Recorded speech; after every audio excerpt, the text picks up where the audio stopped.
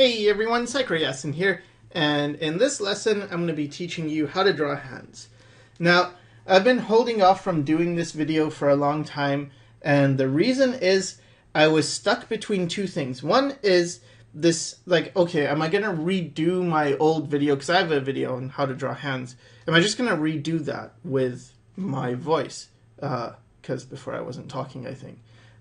Or am I going to teach you how I actually go about drawing hands, which is very different because it doesn't really... Okay, so I taught before something about guidelines. You have, I don't know, you have the palm, and then you duplicate this distance roughly to get the fingers, and you have this curve, and then you can get the thumb out. And I don't know, there's a lot more measurements, but this isn't actually how I draw hands, and it's bothered me for a while. Like, am I supposed to teach the way I do things or the way that I suppose it's taught elsewhere? And eventually I realized I should just teach you the way I do it, and it's gonna be most likely more difficult, but I hope it helps more also. Okay, so the first thing I have to say is that drawing hands is not easy. And if you think it's gonna be easy, you're probably gonna be disappointed. Because it's not, and it's the same as drawing faces. It's not that easy. And sometimes people will say, oh, I'm good at it, but maybe drawing faces, it's easier than hands in some ways. I mean, I've been told it's harder. But it's not easy. And the first thing I recommend doing is a lot of drawing from life, because this is what helped me a lot. So, you have a hand. If you're right-handed, use your left hand. If you're left-handed, use your right hand. Just pose it. So that's what I'm doing right now. And then I see the basic pose. And I don't know, I did this, and this is hard. Obviously, it's not, that's what I said. It's hard. It's going to be hard. But doing this a lot sort of helps in terms of just getting your brain used to drawing a hand. But it's not really... when I did this, it helped a bit, but it didn't help a ton. And what started helping me a lot more is when I actually didn't use reference too much, and I didn't use drawing from life too much. I would use it to check, but it was more just treating... or learning certain tips, I guess. And I want to share those with you. So the first thing I did was I stopped thinking of the hand with fingers. I would instead think of it like this shape. Something like that. Not exactly, you don't have to be exact. You could do this and it's the same basic thing, but it's more of, even something like this, more of a mitten shape where the fingers are one... They're all encased in like a mitten. And when I draw, I tend to... Well, here's one important thing as well. It's when you draw the thumb side, the wrist sort of comes out like that, right? It's not in the, let's say this is a hand. It's not going to be like this, It's not split evenly where there's equal space on this side and this side. There's more space on... the wrist, or the thumb side, there's more space, and then the wrist sort of joins in like that. So that's the first thing. So let's assume you know how to draw an arm and that it's the hands that you're having trouble with, okay?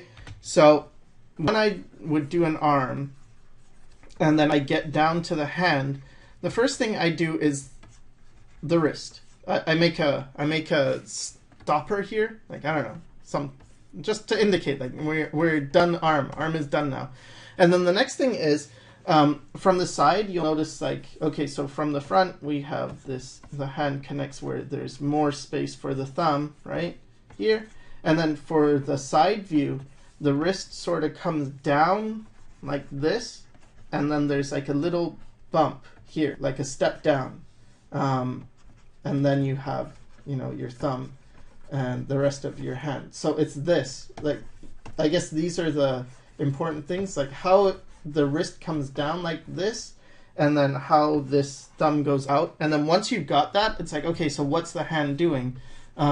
Well, here, let's say it's facing us this way. Okay, well, we have more of a side view, so you get the wrist coming down, you know, this comes like this, and then you get a little step down, then you go this way to the fingers. And so there's one hand position, and then let's say this is another hand position, while this one's more, let's say the palm is facing down. So now we get more of this showing, this, you know, bump towards the thumb, and then on this side there's less, and then it's like, okay, encapsulate that in this shape. And this shape, because it's rough, it was easier, and it's quick, right? Like you don't have to go through each individual finger. Because of that, it just made it a lot faster to draw hands, because now, you know, I'm not doing complicated shapes, I'm just doing shapes like this, maybe something like that. So that was the first thing I started doing to, you know, get better with drawing hands, is simplifying it into this one mitten-like shape. Now, the next thing is to take your mitten-like shape, once you get used to doing that, to start breaking the fingers up into, you know, their own thing. So the way I did that is I would create this kind of arc, and then if you split it in half, you know, so you have equal here and equal here, and then in quarters, then you roughly get the positions of the fingers. Now, with the fingers, it's different for men and women, and I'm going to go into detail, a little bit of detail anyway, into the differences. But just for the fingers, first of all, the middle finger is always the longest, right? So we've got that. Now, and the pinky is always the shortest. So it follows this kind of arc, or at least I create this kind of arc. Then with the pointing finger, for women, this finger and the ring finger are equal in length. And for men, the ring finger is a bit longer. And the longer it is determines the testosterone, I think. I heard that somewhere. Like the more testosterone you have, the more difference you have between this one and this one. So that's a thing. But anyway, so that's it. And that's like the next step is, okay, divide this and get your fingers. And roughly it's about, okay, so if you flip your hand over, like, okay, I guess this is not the nail side, so let's just put some indications of thing like that. Okay, so that's the palm side, and this is going to be the back of the hand side. So the next thing you do, or no, sorry, what was I talking about? So the fingers are roughly half on the palm, not the palm, the opposite, the top hand. What do you call it? The reverse palm. So in the reverse palm, no, the backhand. The backhand. This finger part is about the same as this hand part. So that's kind of easy. And then for this, it's not. There's more finger than there is. Wait, is that right?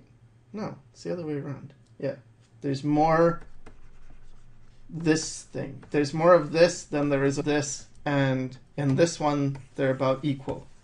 So that's how I think about it. But I don't spend too much time, like even with this, you'll notice when I draw hands, I keep fixing it. And that's kind of the thing I've been trying to figure out how to explain, is how to explain that you're going to be, or at least for me, I don't just create a good hand right away, or rather, it's been a lot of this correcting thing until it looks right. Like, draw it until it looks right. And because of that, you know, I've practiced a bunch of hands, but I'm not able to just give you a simple formula. But this actually helped me a lot more than when I was looking at guidelines and stuff. Because when I was looking at guidelines, they tend to show you, you know, one hand in one position. But it's like, well, what if I want to draw a hand in a different position? Maybe something like this, right? It's like, well, how does that work? And I'm also not constantly, but I will reference my own hand. Like, oh yeah, how does it work? What what actually goes on. You know, see like that. Like, oh, does it look better to have this as a curve or as a straight line? Oh, I think it looks better to have it as a straight line. Oh, remember this is coming towards us. So, okay, so this comes in and this comes more towards us. And then you have the nail, but the nail is going to be it's going to be foreshortened as well. So it's going to be maybe something like that. And this is coming around like that. You know, stuff like just, I don't think it's not just practice, because that would be oversimplifying it. It's not just practice. There's stuff like the stuff I'm telling you right now that you can learn. But the most important part is the practice. So yeah, so once I've divided the hand into the fingers, then when I create this mitten shape thing, I can start doing stuff like this, where I group a bunch of fingers together, but I tend to have one doing its own thing. So if I was to flesh this out, it would probably be, you know, here's the other fingers, and then here's this one, and it's doing its own thing. And again, you know, it's really messy, but that's really what helped me, is do a bunch of messy ones until you can do pretty nice ones. Because I mean, you know, I've gotten to the point that if I wanted to be very careful, I suppose, I should be able to do a decent finger. I mean, I've done them before. So that's a thumb, but anyway, you know, I mean, you can do that stuff, but I didn't start with drawing it, you know, in detail. It was more, no, just do a bunch of rough ones and do them quick and try and do different views and try and play around with it until it looks right. And so, okay, we'll have one finger here, and then we'll have the rest combined here. Or maybe you have a finger, like all the fingers grouped, but then the pinky comes out. And I don't know, they seem to be, especially for women, these types of poses seem more elegant when you have, you know, a bunch of fingers together. Or sometimes it's like this, where, I mean, in anime they do it a lot, where they have the two middle fingers sort of like this, and then you have maybe a hand doing something like this. I mean, not in this pose, but this, like how these two are separate, and this one is two fingers combined, and then something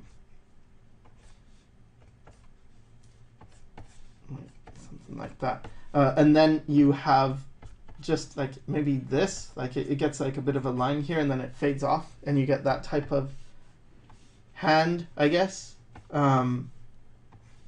Oh, and real quick, let me go over the lines in the hand. So if you look at a palm, you've got some lines, and I guess it's different for people because otherwise palm readers wouldn't have a job. But I just use my own hand, and when I was doing the How to Draw Feet tutorial, I said, you know, you can look at your own feet, and that's the same thing. Basically, the way I see it on my hand is like this. Okay, I have, let me do it in a different color. I have a line going like this, and then a line going like this. And this is sort of the thumb one. Like I think of it, there's a thumb one, and it does this, and it does this. And then there's the pinky side one, and it's like, okay, so let's say this is this finger, this is this finger, this is this finger. And again, I'm just dividing it into quadrants, or not quadrants, fourths. Then there's this one that comes from the pinky side, and it points towards this one right here. So that's kind of the shape. The two big creases I get are this, I'm not including this, just this and this. And so, I don't know, it's like that. So yeah, there's those. And then you also get, you know, little creases between here. And you get creases all where the knuckles go. That's a big thumb. So again, it's all about mileage with hands for me anyway. It's all been about mileage. I draw a bunch. And when I do stick figures, or not stick figures, but even figures in general, and I do sketches, something I tend to do is something like sort of like this anyway. Get my figure in, and then get the arms and get hair or whatever. It's like, okay, you've got your rough figure. What I always try to remember to do, and I don't always remember it, but I try to remember it, is to include the hands. Like, don't just leave your figure with hands hidden or hands not included. And so I will draw, like, okay, so first of all, you got to think in terms of what is the forearm doing, because the forearm determines what the hand is doing. Like, if your palm is up, for instance, right? Let's say this is the body and this is the shoulder, right? If you have your hand facing palm up, you get something like this, where, sorry, I'm drawing in my weird style with the crazy proportions. I'll try to minimize that as much as possible. But you get something like this, where the arm is outward, like that, like at this angle. Whereas when it's down, I'll use a different color, it tends to be more this way, right? And then, so this is palm side up, and this is palm side down. You'll notice the hand actually, you know, all of this is now this way, like that. And the thing that's important is to realize, like, your hand doesn't just move by itself. Like, you cannot twist your hand and only your hand moves. It's not, it's kind of like, you know, twisting your head doesn't turn without the neck being involved. And the hand doesn't turn without the entire forearm being involved. So you have to consider them together, the hand and the forearm, as one thing. And so this isn't a forearm tutorial, so I don't know how much I should go into it, but it's something to keep in mind. I would say just keep that in mind, that the forearm is going to determine, you know, what the hand is doing as well. So you've got to keep these, you know, both in mind, the forearm and the hand. So now I want to talk about some hand shapes, because there are certain shapes that seem to repeat, and I guess I learned these as well. So one of the easiest shapes, and this is what I used to always give my figures, is a bunch of, it's a fist, right? And I get this kind of shape, so this kind of shape,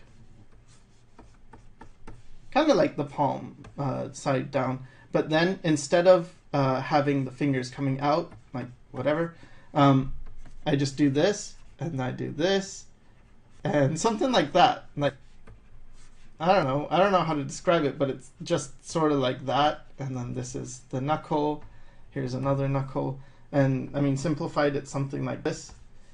And I don't know if it's good or bad to be saying this, but I sort of just do that a lot, and after a while it's a little bit like the side of the face, when you do like a lot of people learn the side of the face sort of as a formula, and I kind of did too, where you could do just this shape, and it's like, okay, and then you get the mouth, you get the nostril, you get the side of the eye and whatever,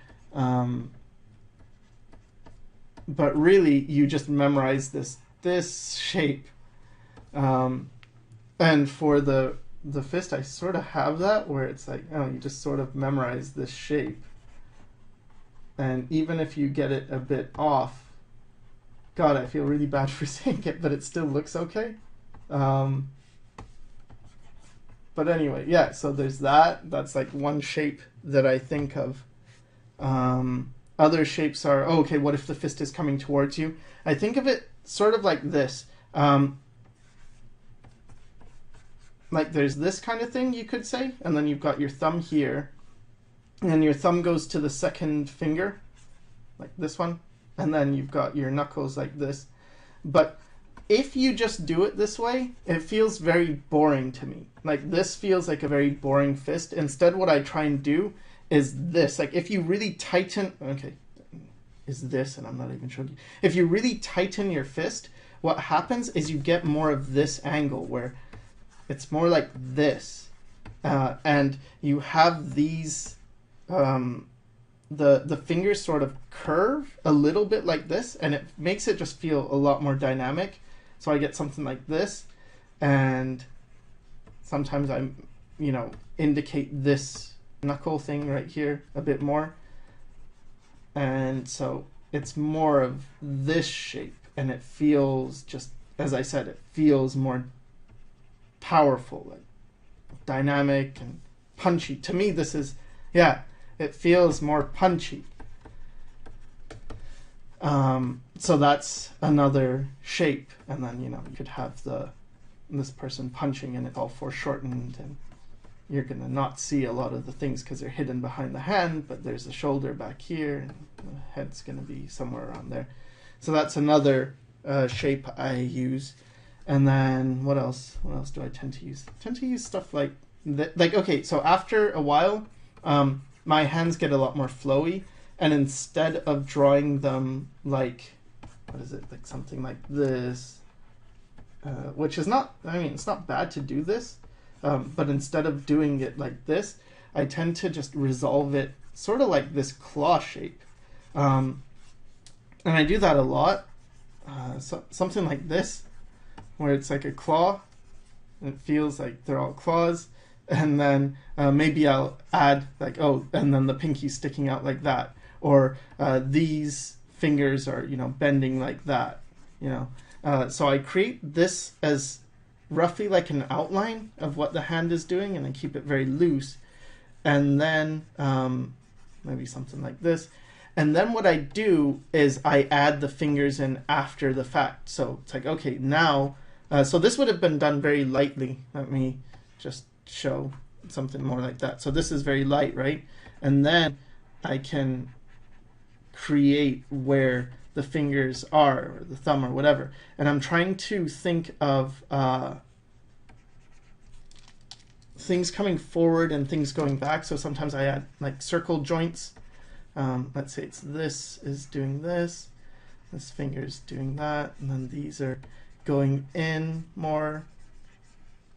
Well, it's kind of like a holding a gun position, I guess. Something like that.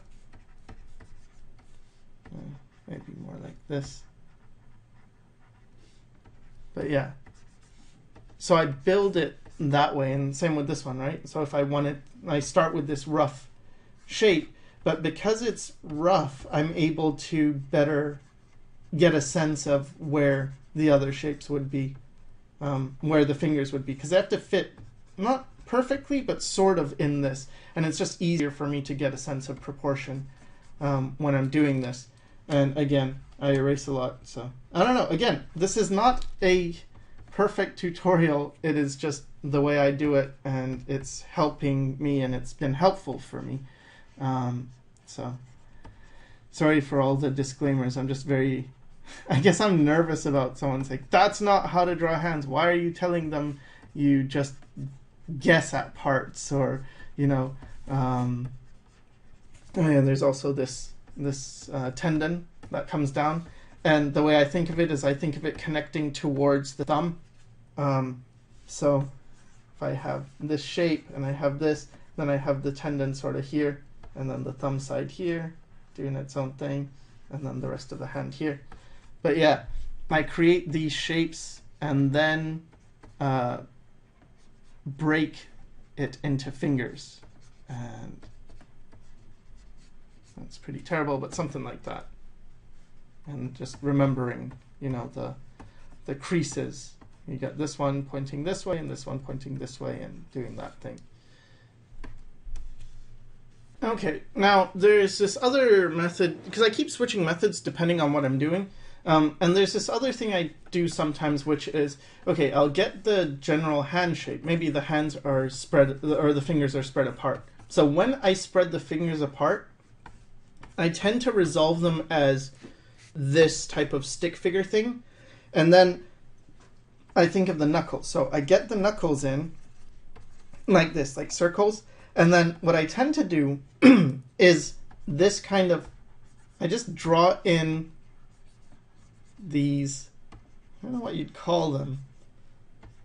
sort of like sausage shapes, and then I'll get the other knuckle, sometimes this, or sometimes I won't even include that, and then I connect them like this. I mean, it looks stupid, but it kind of works for my style. And then, and then I use I create the webbing, because you have to remember there's like webbing in the fingers, and that can be bigger or smaller. But yeah, it's this type of thing where I would create this type of back and forth thing with this concave shape and then convex, like convex, concave, convex shapes. So to just isolate one, I guess it would be something like you have this shape, and it's, I don't know, because it's not quite like this, right? And it's not a triangle either. It's somewhere in between these two to get this one. And it's, yeah, so it's kind of like this, and then it comes, and then I have it go in, and then I have the knuckle, and then I have it go in like that as well. And I guess you could also do it, you have a line, you have a knuckle, knuckle, knuckle, and then combine them. I don't know, that's a very broken finger. Let's hide him. So that's another thing I do, you know, if the fingers are really spread apart. But now what if the fingers are coming at you? Well, to do that, the way I think of the hand is, again, switching it up. It's different, but it's sort of similar, but it's more this shape. Kind of a, I guess Bridgman called it a wedge shape.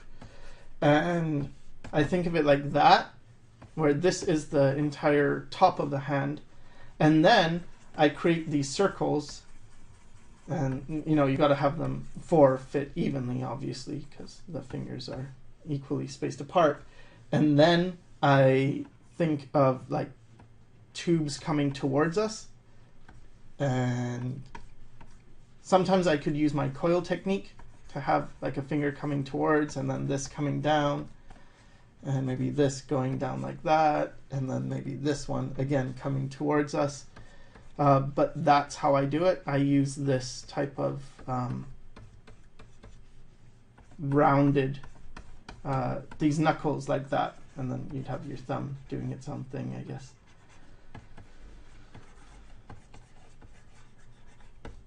But something like that. And then when it comes towards you, I tend to like darken the lines, so there's more contrast. I guess I vary the line width, so as things come towards you, the lines get darker, and then put in the fingernails. And I guess I can talk quickly about fingernails. The way I do them is, well, sometimes I don't, but it's useful to do it. And the reason why it's useful is because, let's say this finger, like this pinky, is coming towards us. Well, with the fingernail, you can sort of describe it better, how it's going. And I can add the knuckles in after and get this type of shape. But it describes the form. But let's say this is a close-up on a finger. What I try and do, and especially when I'm drawing women, is I don't outline the figure like that. I guess you could. I've seen a lot of artists tend to play around, like they might do shapes like this, or shapes like this, or shapes like this, or whatever. But what I tend to do is I get darker around these corners, and then I sort of fade it off.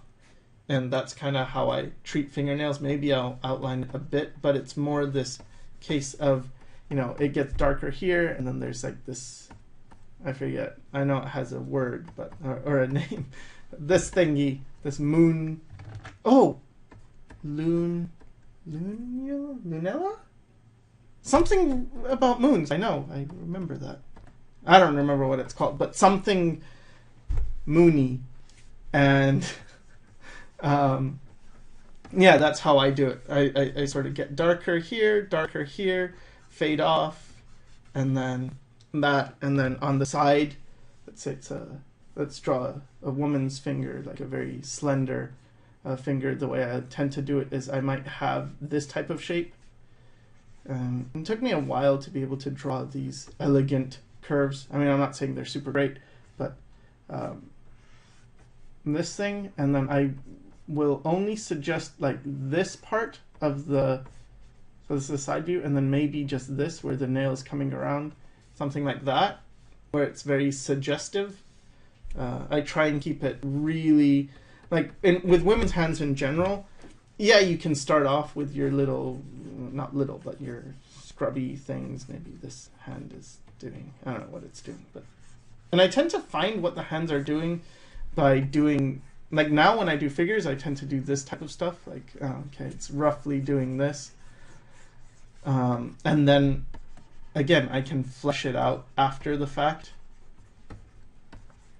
But with women's hands, you just have to be very careful. You have to have very elegant shapes and think more about tapers and stuff. So things like this type of shape, this tapered shape, it's got like a very nice, elegant, well, that one's not too elegant, but something like this. Very, very elegant shapes. And less in terms of wrinkles. You still can have like the big wrinkles of the hand, but you're not going to go crazy with, like, you're not going to draw the nail and have a big knuckle. Oh, I should talk about that with drawing knuckles as well. But anyway, you're not going to have like all these, you know, indications of detail and stuff. Because, I mean, you could if you wanted a hand to look older, I guess that's fine. But for me, I tend to not do hands like this. I guess this is more like a witch's hand. Yeah, something like that. And then, you know, really outline all the tendons of the palm.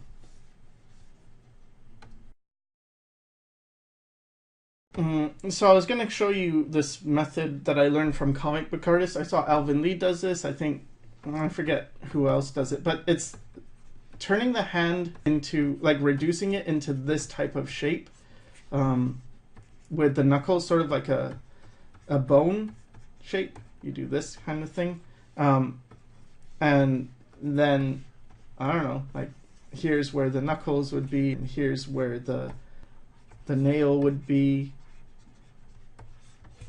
and I don't know. So you start with this type of shape, and I mean, I guess I don't really do that, but I just wanted to show you that. And maybe I'm doing it wrong, but it's kind of that type of idea.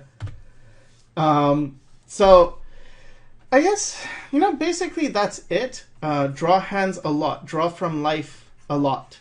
Really, it's useful. And this is going to take, like, it took me many years to get to this point where I could draw hands, but this type of thing, you know, where the wrist connects was super useful.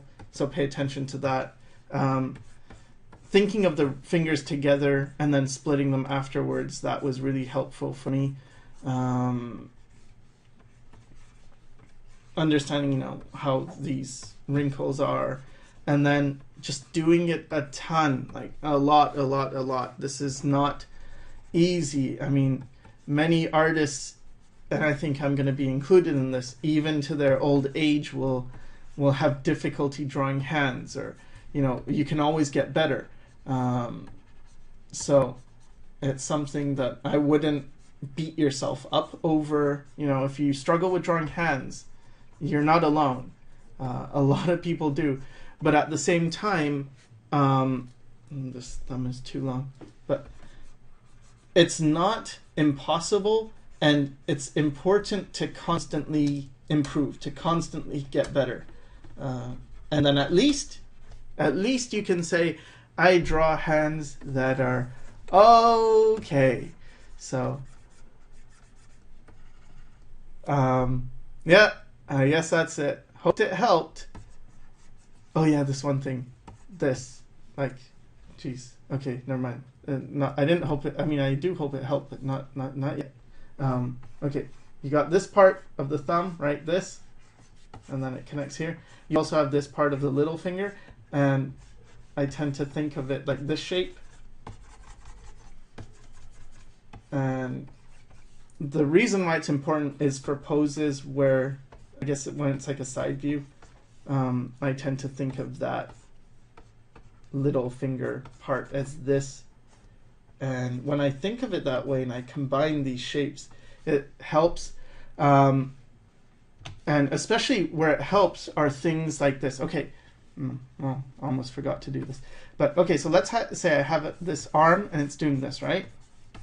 And here's the shoulder coming around and the hand's doing this. But now this hand is going in space that way. Okay, so how do I do that? Well, the first thing I do is I think of this shape, like a box, and it's going in the background. And then I get the space where like the knuckles are gonna go, and then I get the fingers after that. So what happens is you get something like this, and let's say, what could this finger be doing? Maybe this finger is tucked under like that. Okay, so it goes like that. Now this is very important because this is you're able to get things in 3D, right? Like the hand is bent and it's going this way, but you have to consider the sides of the hand, like the thumb side or the pinky side. And once you do it a lot and practice, you can kind of get fast with it, where you're getting shapes like this pretty easily.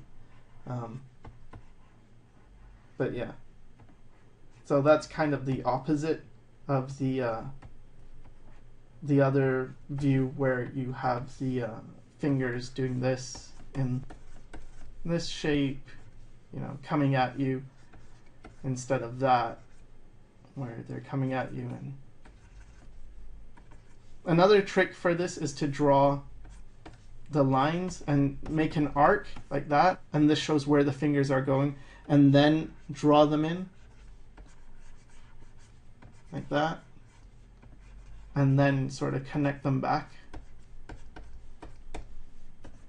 So if this is one view, then this is sort of the other view. And see here, like this part, you have to think of it like a box, or a rectangular box. So this is like this, and it comes out like this, and then you have the wrist part, which is part of its own box shape like this, right? So that's doing that type of thing. And then you add the thumb and the fingers and everything. So yeah, I guess that's the last thing that I wanted to cover. And I hope this helped, and thanks for watching.